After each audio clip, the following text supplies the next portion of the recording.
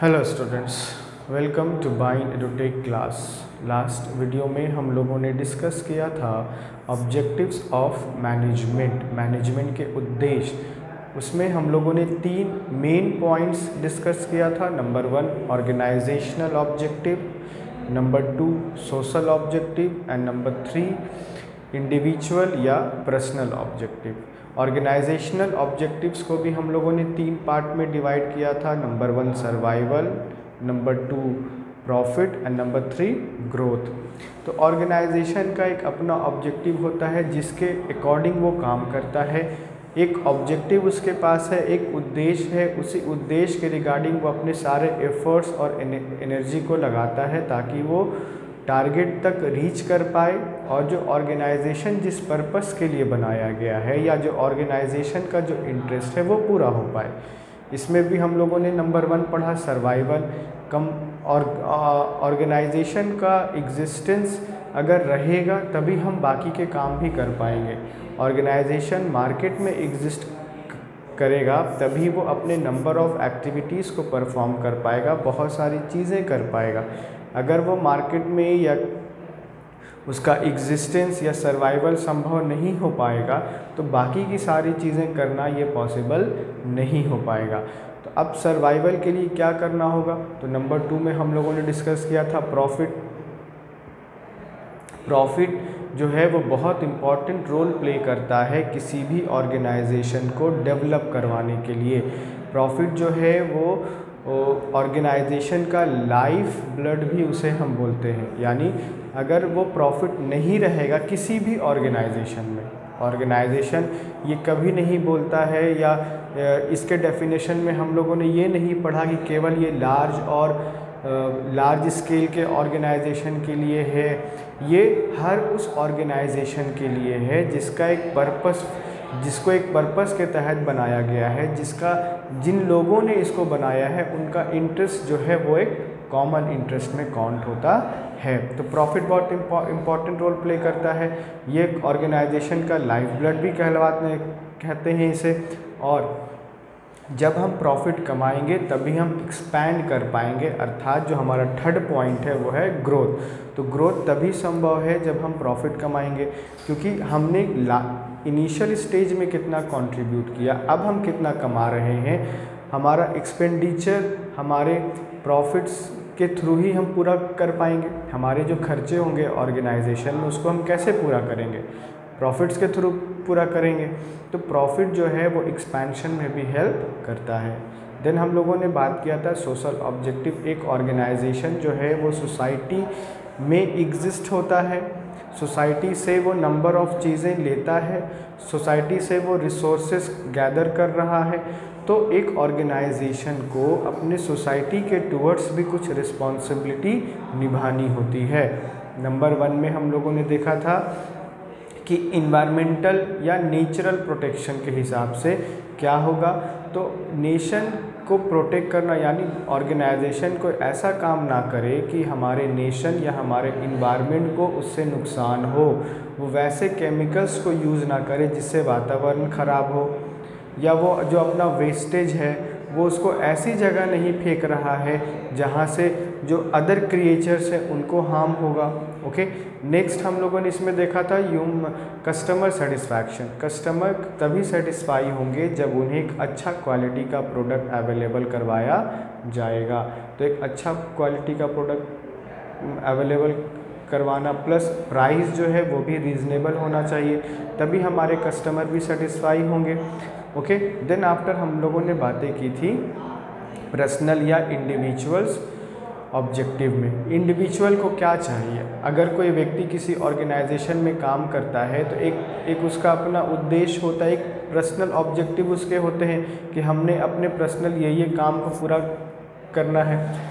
फिर वो उस काम को पूरा करने के लिए एक ऑर्गेनाइजेशन ज्वाइन करता है या वो जॉब लेता है, फिर वहाँ वो अपनी मेहनत करता है, वहाँ वो ऑर्गेनाइजेशन के ऑब्जेक्टिव को पूरा करता है, टाइम पर उसे सैलरी मिलती है और तब ही वो अपने अदर एक्सपेंसेस को पूरा करता है। नेक्स्ट इसमें है, ये था हमारा इकोनॉमिक एक्सपेक्टेशन, यानी जो सैलरी मिल रहा है या कंपनसेशन उसको दिया जा रहा है वो इकोनॉमिक में है। अब इकोनॉमिक के अलावा भी क्या है कि उसका ये एक्सपेक्टेशन है कि हमें रिकॉग्नाइज़ किया जाए, रिवॉर्ड दिया जाए। तो रिवॉर्ड रिकग्निशन के थ्रू होगा, यानी अगर उसने अच्छा काम किया है तो अगर हम उसे सैलरी नहीं दे रहे हैं तो सैलरी के अलावा हम उसे बाकी सारे एम्प्लॉयज़ के सामने रिकग्नाइज़ कर सकते हैं, अप्रिशिएट कर सकते हैं, जिससे वो मोटिवेट होगा, इनकरेज होगा और वो और भी ज़्यादा मेहनत करेगा। इस वीडियो में हम बात करने वाले हैं इम्पॉर्टेंस ऑफ मैनेजमेंट। मैनेजमेंट की क्या इम्पॉर्टेंस है, मैनेजमेंट को अगर हम लोग पढ़ रहे हैं तो वो क्यों पढ़ रहे हैं, क्या बेनिफिट हो रहा है, एक ऑर्गेनाइजेशन के अकॉर्डिंग हम लोग भी इसको पढ़ रहे हैं और एक इंडिविजुअल पर्सपेक्टिव से देखेंगे तो मैनेजमेंट क्या इम्पॉर्टेंट रोल प्ले करता है। तो let's see, number 1, help in achieving group goals. Group goals को अचीव करने में मैनेजमेंट बहुत हेल्प करता है। Management is required not for itself but for achieving goals of the organisation. Management को अगर हम कहीं पर अप्लाई करते हैं या मैनेजमेंट का कहीं पर रिक्वायरमेंट होता है, केवल हम ये नहीं बोल सकते कि हमने अपना काम करना है इसीलिए हमें मैनेजमेंट की आवश्यकता है। मैनेजमेंट जो है वो किसी भी ऑर्गेनाइजेशन के गोल को अचीव करने में हेल्प करता है। हम बिना मैनेजमेंट के किसी भी ऑर्गेनाइजेशन का टारगेट या गोल परफेक्टली पूरा नहीं कर सकते हैं। पूरा करने के लिए हमें सिस्टमैटिक प्रोसेस में चलना पड़ेगा, सिंक्रनाइज वे में सारे काम को करने पड़ेंगे, तो वो तभी संभव है जब हम मैनेजमेंट को इम्प्लीमेंट करेंगे। It brings human and non human resources. Management क्या करता है कि बहुत सारे रिसोर्सेज को वो गैदर करता है। तो रिसोर्सेज को हम 2 पार्ट में डिवाइड कर लेते हैं। नंबर 1, ह्यूमन रिसोर्सेज और नॉन ह्यूमन रिसोर्सेज। ओके, दोनों के बिना हम कोई भी ऑर्गेनाइजेशन चला नहीं सकते या रन नहीं करवा सकते। ह्यूमन जो है वो बहुत इम्पॉर्टेंट रोल प्ले करता है किसी भी ऑर्गेनाइजेशन को डेवलप करने के लिए। अगर हमने बहुत हाई टेक्नोलॉजी परचेस किया है, एक अच्छा क्वालिटी का रॉ मटेरियल परचेस किया है, बहुत सारी चीज़ें हम लोगों ने गैदर किया है, लेकिन उनको ऑपरेट करने के लिए ह्यूमन रिसोर्सेज जो है वो वो जितने भी हमारे पास एम्प्लॉय हैं वो बहुत ज़्यादा नॉलेजेबल नहीं है, टेक्नोलॉजी से अपडेट नहीं है। क्या वो उन सारी चीज़ों को अच्छे से यूज़ कर पाएंगे?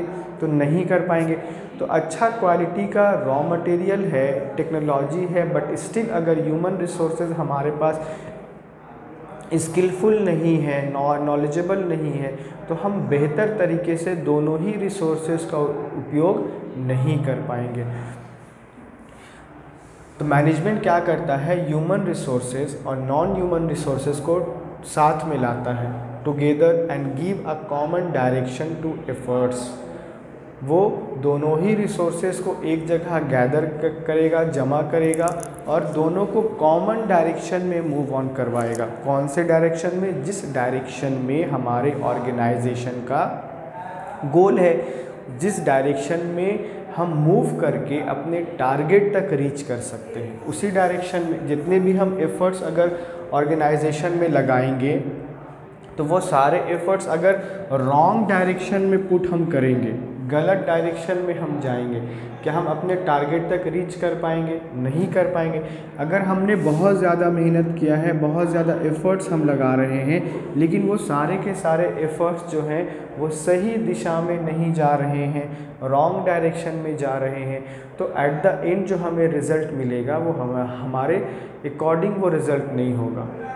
तो राइट डायरेक्शन में मूव करना है, direction to efforts of all individuals. जितने भी इंडिविजुअल्स हमारे ऑर्गेनाइजेशन में काम करेंगे उनके एफर्ट्स को राइट डायरेक्शन में towards achieving the organisational goal. Okay, organisation के गोल के अकॉर्डिंग सारे डायरेक्शन को मूव ऑन करवाएंगे। ह्यूमन रिसोर्सेज के माध्यम से हम अदर रिसोर्सेज का ऑप्टिमम यूटिलाइजेशन कर सकते हैं। ओके, ह्यूमन रिसोर्सेज के माध्यम से हम अदर रिसोर्सेज को मैक्सिमम यूटिलाइज भी कर सकते हैं। यानी अगर हमारे पास अच्छे ह्यूमन रिसोर्सेज अवेलेबल हैं तो ऑर्गेनाइजेशन को डेवलप करने से कोई नहीं रोक सकता, क्योंकि उन्हें पता है कि हमें कौन सा काम कब करना है, कितने रॉ मटेरियल को यूज़ करना है, कि कौन सी मशीन हमारे ऑर्गेनाइजेशन के लिए ज़्यादा अच्छा रहेगा, कौन सा मेथड टूल्स को अगर हम अप्लाई करते हैं तो हम मैक्सिमम टू मैक्सिमम प्रॉफिट कमाएंगे। अगर वही ह्यूमन रिसोर्सेज अच्छे से काम नहीं करे, बाकी सारी चीज़ें बहुत अच्छी हैं, तो ऑर्गेनाइजेशन फिर डेवलप नहीं करेगा, फिर वो डिक्लाइन की ओर जाएगा, क्योंकि जितनी भी सारी चीज़ें हैं उनका फिर वो मिसयूज़ करना स्टार्ट कर देंगे, मिसमैनेज्ड करना स्टार्ट कर देंगे। तो इससे बचाने के लिए हमें मैनेजमेंट को इम्प्लीमेंट करना पड़ेगा। मैनेजमेंट भी बताता है कि आपको कौन सा काम किसे देना है, प्लानिंग के थ्रू ये बताता है कि मैनेजमेंट में हम एक सारी चीज़ें जो हैं, अगर वो ऑर्गेनाइजेशन के अंदर जितनी सारी एक्टिविटी परफॉर्म करते हैं, सारी ही एक्टिविटी को हम स्टेप बाय स्टेप पूरा करना चाहते हैं, और ये भी हम डिफ़ाइन कर देते हैं कि कौन सा काम कौन से एम्प्लॉय करेंगे, कौन से एम्प्लॉय को कितना रिसोर्सेज अवेलेबल करवाया जाएगा, उनकी ड्यूटीज़ क्या है, उनकी रिस्पॉन्सिबिलिटी क्या है, ताकि जो हमारे काम है उसमें ओवरलैपिंग ना हो, कन्फ्लिक्ट्स ना हो, मिसअंडरस्टैंडिंग ना हो, और सारा का सारा काम प्रॉपर वे में और इफ़ेक्टिव वे में हमारे ऑर्गेनाइजेशन का हो पाए। तो मैनेजमेंट में हम लोगों ने क्या पढ़ा, help in achieving group goals. अब ग्रुप्स क्रिएट किए जाते हैं ना इसमें। अब एक ऑर्गेनाइजेशन है, एक सिंगल व्यक्ति पूरे काम तो करेगा नहीं, ओके, तो हमें बहुत सारे लोग चाहिए होंगे। फॉर एग्ज़ाम्पल कि अगर हमारा ऑर्गेनाइजेशन रन हो रहा है और इसमें हमको क्या करना है, प्रोडक्शन करना है, तो प्रोडक्शन करने के लिए हमें प्रोडक्शन डिपार्टमेंट बनाना होगा। तो प्रोडक्शन डिपार्टमेंट को चलाने के लिए प्रोडक्शन मैनेजर होगा। तो प्रोडक्शन मैनेजर के भी अकेले काम नहीं करेगा, तो इसके साथ भी हमें कौन चाहिए, अदर एम्प्लॉयज़ चाहिए होंगे। तो एक ये ग्रुप बन जाएगा। प्रोडक्शन डिपार्टमेंट में प्रोडक्शन मैनेजर होगा, और प्रोडक्शन मैनेजर के अंदर बहुत सारे एम्प्लॉयज़ या वर्कर्स काम करेंगे, तो ये एक अलग ग्रुप बन जाएगा। अब हम जब प्रोडक्शन करेंगे तो सेल्स तो करना पड़ेगा, तो सेल्स डिपार्टमेंट बनेगा, तो सेल्स मैनेजर होगा, प्लस इसके अंदर इसके एम्प्लॉयज़ होंगे। देन हम लोग फिर परचेज़ डिपार्टमेंट बनाएंगे, तो परचेज़ मैनेजर होगा, तो ये परचेस पर ध्यान देगा और इसके साथ कुछ एम्प्लॉयज़ भी काम करेंगे। तो ये अगर हम ग्रुप बनाएंगे, डिपार्टमेंट बनाएंगे, तभी तो हम एक ऑर्गेनाइजेशन के काम को पूरा कर पाएंगे। फिर ये बोलता है कि it gives a common direction to all efforts of all the individuals, यानी जितने इंडिविजुअल्स यहाँ पर काम कर रहे हैं उन सारे इंडिविजुअल्स के एफर्ट्स को वो कॉमन इंटरेस्ट की ओर लेकर के जाएगा, उस तरफ लेकर के जाएगा जिस डायरेक्शन में हमारे ऑर्गेनाइजेशन का ऑब्जेक्टिव है। तो ग्रुप क्रिएट करना होगा, उनको इस लायक बनाना पड़ेगा, या मैनेजमेंट को इम्प्लीमेंट करके हम अपने कॉमन इंटरेस्ट को पूरा कर पाएंगे। ग्रुप तो अपना काम कर रहा है, प्रोडक्शन मैनेजर या प्रोडक्शन डिपार्टमेंट जो है वो अपने काम को कर रहा है, उसका काम केवल प्रोडक्शन करना है। लेकिन क्या केवल प्रोडक्शन करने के साथ वो सारी चीज़ें कर पा रहा है? तो वो अपना काम कर रहा है, बाकी की सारी चीज़ें बाकी के डिपार्टमेंट्स कर रहे हैं, लेकिन उसे हर टाइम सेल्स मैनेजर से या परचेज मैनेजर से कांटेक्ट में रहना होगा और मार्केट का कंडीशन जानना होगा। तो मैनेजमेंट केवल काम को सिंक्रोनाइज नहीं करता है और परफेक्टली करने का बात करता है। Next we have is management increases efficiency. Management जो है वो एफिशिएंसी को इंक्रीज़ करता है, काबिलियत को, क्षमता को, ओके, स्किल को, कैपेबिलिटी को वो इंक्रीज़ करता है। Management help in reducing the cost, okay. Cost जो है, अगर हमारे ऑर्गेनाइजेशन का कॉस्ट मिनिमम होगा तो हम मैक्सिमम प्रॉफिट की ओर जा सकते हैं, लेकिन अगर वही कॉस्ट मैक्सिमम हो तो हम कभी भी प्रॉफिट मैक्सिमम नहीं कमाएंगे, मिनिमम ही कमाएंगे। यानी लागत ज़्यादा होगा तो प्रॉफिट कम होगा, और अगर लागत कम होगा तो प्रॉफिट ज़्यादा होगा, लागत ज़्यादा होगा तो प्रॉफिट कम होगा। तो ये देखना है कि अगर हम कोई ऑर्गेनाइजेशन रन कर रहे हैं, अगर उसमें हम चाहते हैं कि कॉस्ट हम रिड्यूस करें, कॉस्ट जो है वो कम से कम हो, तो कैसे होगा? मैनेजमेंट के थ्रू होगा। मैनेजमेंट जो है वो बहुत सारी चीज़ें बताता है ताकि हम काम भी करें और अपने कॉस्ट को भी रिड्यूस कर पाए। Management help in reducing the cost and increasing productivity through better planning. Productivity को हमें इंक्रीज़ करना होगा। अगर प्रोडक्टिविटी हम इंक्रीज़ नहीं करेंगे तो हम कैसे एक ऑर्गेनाइजेशन के ड्रीम को पूरा कर पाएंगे, कैसे हम ऑर्गेनाइजेशन के ऑब्जेक्टिव तक रीच कर पाएंगे। तो बोलता है थ्रू बेटर प्लानिंग। कॉस्ट भी रिड्यूस होगा लेकिन बेटर प्लानिंग से रिड्यूस होगा। प्लानिंग क्या होता है? प्लानिंग ये बताता है कि फ्यूचर में हम क्या करेंगे। ओके, फ्यूचर में हम कौन सा काम करेंगे, किन के थ्रू करेंगे, किन को कौन सी रिस्पॉन्सिबिलिटी देंगे, कितना करेंगे, कब करेंगे, ये सारी चीज़ें हम प्लानिंग में मेंशन करते हैं। और प्लानिंग के अगर हमारा प्लानिंग अच्छा होगा, प्लानिंग हमारा इफ़ेक्टिव होगा, ओके, प्लानिंग के बाद हम चीज़ों को राइट डायरेक्शन में ले करके चलेंगे, फिर उन्हें डायरेक्टिंग करेंगे, फिर स्टाफिंग हमें चाहिए होगा, यानी जितने भी स्टाफ्स हमारे पास है उनको हम राइट डायरेक्शन में पुट करेंगे and at the end controlling the activities of the organisation. हर एक ऑर्गेनाइजेशन की हर एक एक्टिविटी को हम कंट्रोल करेंगे। तो कंट्रोलिंग में हमें ये पता चलेगा कि जो हम लोगों ने प्लानिंग किया, जो हम लोगों ने एक्चुअल में परफॉर्मेंस दिया है, क्या दोनों सेम है, दोनों में डिफरेंसेस नहीं है। अगर डिफरेंसेस हैं तो हम लोग डिफरेंसेस को फाइंड आउट करेंगे और ये जानने का प्रयास करेंगे कि डिफरेंसेस क्यों हुआ, किस कारण हुआ। अगर हम लोग रीज़न्स फाइंड आउट करेंगे तभी हम एक ऑर्गेनाइजेशन को अच्छे से चला पाएंगे या उसके अदर एक्टिविटी को भी हम लोग पूरा कर पाएंगे। अगर हमने एक चीज़ में लापरवाही कर दिया है या उसको छोड़ दिया है या जानबूझ करके नज़रअंदाज कर दिया है तो इससे ये नुकसान होगा कि ऑर्गेनाइजेशन के सारे काम तो होंगे लेकिन परफेक्ट वे में नहीं कर पाएंगे हम। ओके, तो कॉस्ट को रिड्यूस करने के लिए बेटर प्लानिंग करना होगा। फॉर एग्ज़ाम्पल, अगर हमारे पास 50 लाख है, अगर हम 50 लाख को यूं ही खर्चा कर दें बिना सोचे समझे, बिना प्लानिंग किए, तो उससे हमें कोई प्रॉफिट नहीं मिलेगा, उल्टा हमें लॉस ही हो जाएगा। लेकिन 50 लाख को हम कैसे और ज़्यादा प्रॉफिटेबल बना सकते हैं, 50 लाख को कैसे हम और डबल कर सकते हैं, तो ये कैसे होगा? हम उसके अकॉर्डिंग प्लानिंग करेंगे कि 50 लाख को हम कहाँ पर इन्वेस्ट करें जिससे जो हमें रिटर्न मिलेगा वो ज़्यादा अच्छा होगा। ओके, तो 50 लाख को हम लोग वहाँ इन्वेस्ट करेंगे जहाँ से हमें ज़्यादा प्रॉफिट मिलेगा, तो इसके लिए भी हम लोग प्लानिंग बनाएंगे।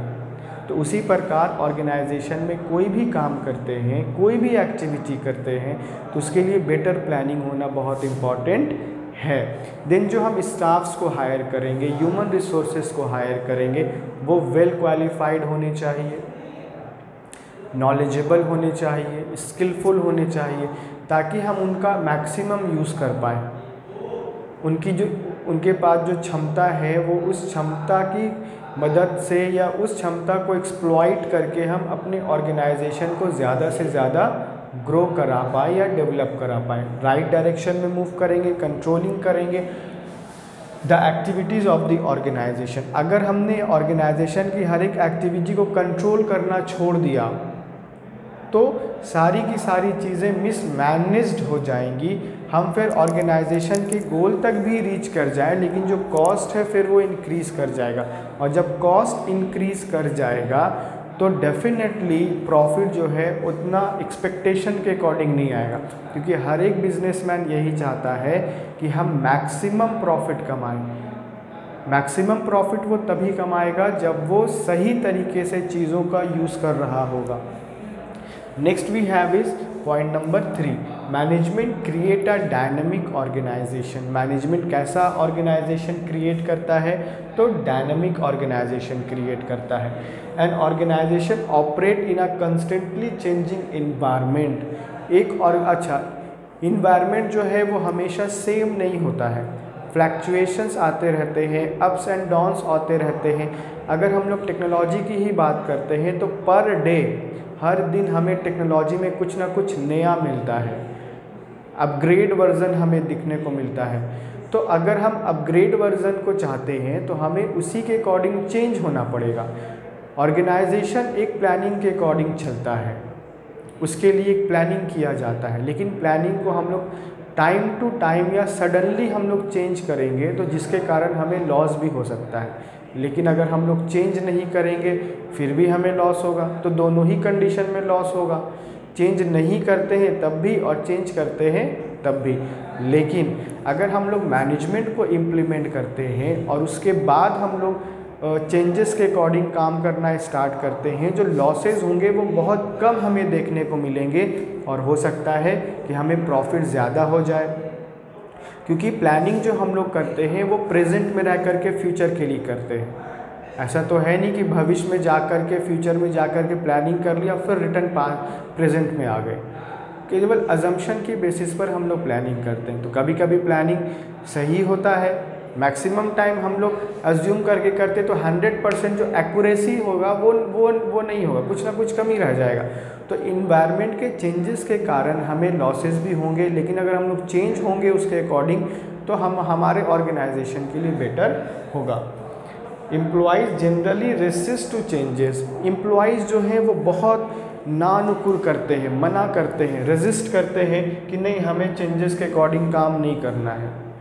ओके क्योंकि उन्हें फिर सारी चीज़ों को चेंज करना पड़ेगा। And it often means moving from a familiar secure environment into a newer environment. मतलब अगर वो एक लंबे समय से एक ही इन्वायरमेंट में काम कर रहे हैं, एक ही कंडीशन में काम कर रहे हैं, एक ही जैसा माहौल है या एक ही टेक्नोलॉजी को वो लंबे समय से यूज़ कर रहे हैं, अब उससे वो यूज टू हो गए हैं।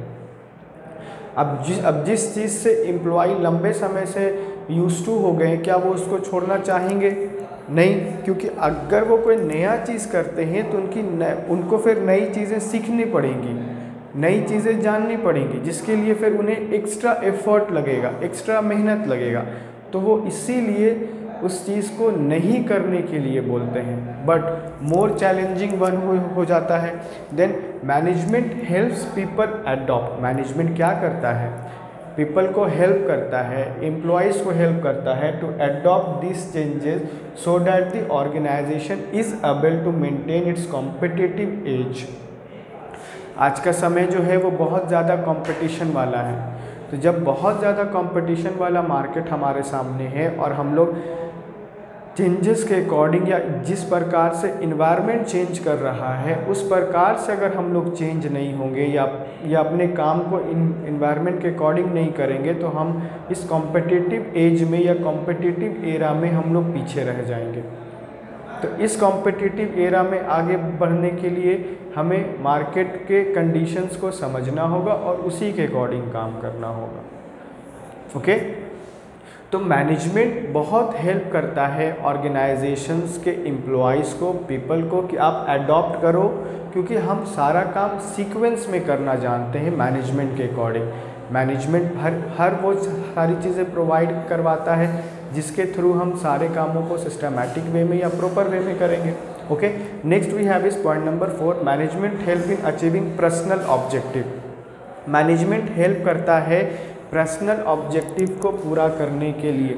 अब एक एम्प्लॉई जो है वो किसी ऑर्गेनाइजेशन में काम कर रहा है तो ऐसा बिल्कुल भी नहीं है कि उसके पर्सनल लाइफ नहीं है, पर्सनल ऑब्जेक्टिव नहीं है, पर्सनल इंटरेस्ट नहीं है, केवल वो ऑर्गेनाइजेशन के लिए काम कर रहा है। उसके कुछ पर्सनल चीज़ें हैं या पर्सनल ऑब्जेक्टिव्स हैं जिनको पूरा करने के लिए वो इस ऑर्गेनाइजेशन से जुड़ा है या इस ऑर्गेनाइजेशन के अकॉर्डिंग वो काम कर रहा है। A manager motivates and leads his team in such a manner that individual members are able to achieve their personal goal while working towards the organizational objective.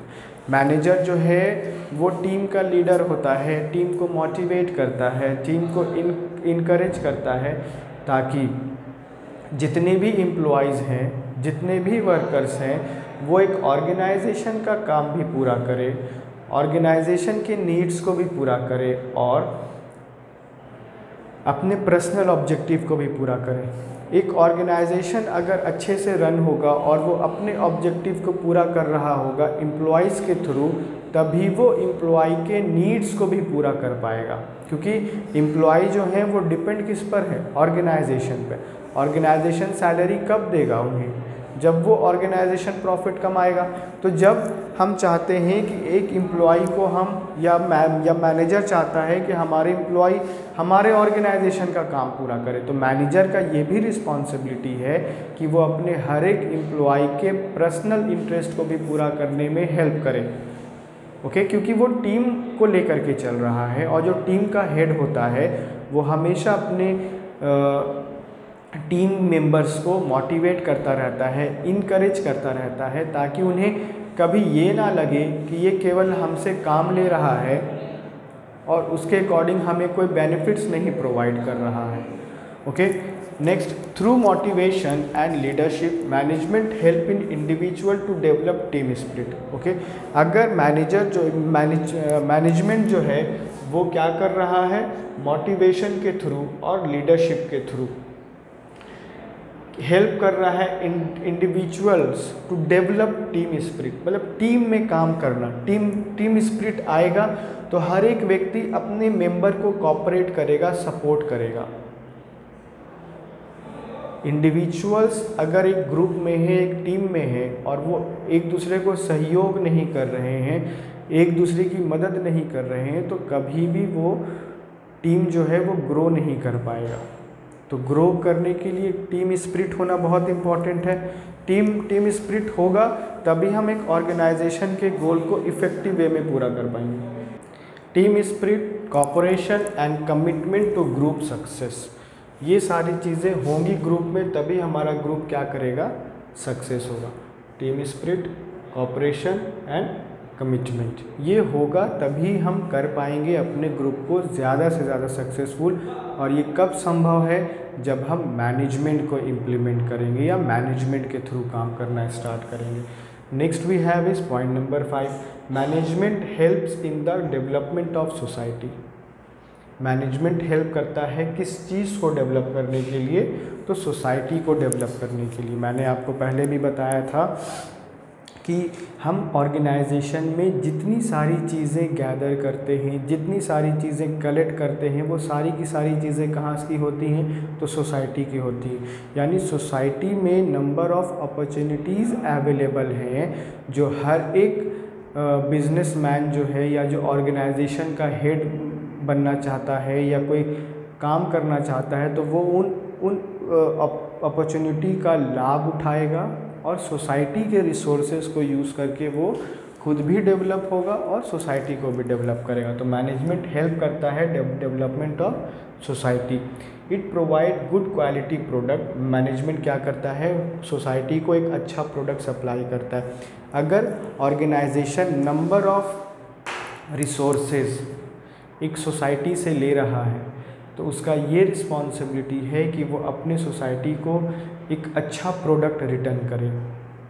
Raw material वो ले रहा है, तो रॉ मटेरियल से वो क्या बनाएगा, एक अच्छा क्वालिटी का प्रोडक्ट बनाएगा। अब वो अच्छा क्वालिटी का रॉ मटेरियल ले रहा है, लेकिन उसमें मिलावट करके जो प्रोडक्ट का क्वालिटी है वो उसको रिड्यूस कर दे रहा है। क्या वो सोसाइटी को के साथ फेयर कर रहा है, नहीं कर रहा है। तो इसके लिए क्या करना होगा, जब हम सोसाइटी से कुछ अच्छी चीज़ें लेते हैं तो ऑर्गेनाइजेशन को भी चाहिए कि वो सोसाइटी को बेस्ट चीज़ें रिटर्न करें। गुड क्वालिटी प्रोडक्ट रिटर्न करेगा तो सोसाइटी में एक अच्छा वातावरण होगा, एक अच्छा प्रोडक्ट जब सप्लाई होगा। And service creates employment. Service है, प्रोडक्ट या सर्विस जो भी वो सब सप्लाई कर रहा है वो अच्छा क्वालिटी का होना चाहिए। Okay, then create employment. Employment generate करना चाहिए। अगर सोसाइटी में हम चल रहे हैं अपने ऑर्गेनाइजेशन को लेकर के, तो ये ध्यान रखना होगा कि हमारे लोगों को रोज़गार मिले, क्योंकि अगर एम्प्लॉयमेंट जनरेट नहीं होगा, लोगों के पास रोज़गार नहीं होगा, तो हम कितने भी आगे बढ़ना चाहें वो नहीं बढ़ पाएंगे। क्योंकि हमारा जो इतना भी काम हो रहा है, हम जो भी प्रोडक्ट बना रहे हैं, जो भी सर्विसेज हम प्रोवाइड कर रहे हैं, वो इसी सोसाइटी में रहने वाले लोगों के लिए है। उनके पास जब पैसा नहीं होगा तो वो परचेस कैसे करेंगे या उस सर्विस को यूज़ कैसे करेंगे। तो एम्प्लॉयमेंट जनरेट करना होगा, लोगों को रोज़गार देना होगा। Okay, generate new technology in that sense it help in the development of society. एक ऑर्गेनाइजेशन को हमेशा ये ध्यान में रख कर के काम करना चाहिए कि वो अपने सोसाइटी के टूवर्ड्स कुछ रिस्पॉन्सिबिलिटी को पूरा करे, ध्यान से पूरा करे, वो खुद भी डेवलप हो और सोसाइटी को भी डेवलप करे। वो एम्प्लॉयमेंट जनरेट करे, लोगों को रोज़गार दे, तो रोज़गार देगा तो लोग उसके ऑर्गेनाइजेशन में आकर के काम करेंगे, तो ऑर्गेनाइजेशन का ऑब्जेक्टिव पूरा होगा। At the same time personal interest या पर्सनल ऑब्जेक्टिव भी पूरा होगा। तो कह सकते हैं कि जो वेल्थ का डिस्ट्रीब्यूशन है वो मार्केट में अच्छे से होगा, यानी हर एक लोगों के पास जॉब होगा, पैसा होगा, तो वो लोग अपने नीड्स को भी पूरा करेंगे, तो धीरे धीरे करके सोसाइटी भी डेवलप होगा। तो आज इस वीडियो में हम लोगों ने डिस्कस किया इम्पॉर्टेंस ऑफ मैनेजमेंट, जिसमें हम लोगों ने 5 मेन पॉइंट डिस्कस किए हैं। Number 1, help in achieving organisational goal. और मैनेजमेंट हेल्प करता है ऑर्गेनाइजेशन के गोल या ग्रुप के गोल को पूरा करने में। अचीविंग या इंक्रीजेज इफ़िशियंसी, मैनेजमेंट इफ़िशियंसी क्षमता काबिलियत को इंक्रीज़ करता है। Management create a dynamic organisation create करता है।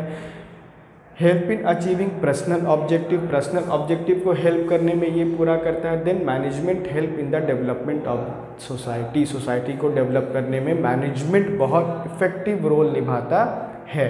नेक्स्ट वीडियो में हम लोग इसी चैप्टर का नेक्स्ट टॉपिक लेकर के डिस्कस करेंगे।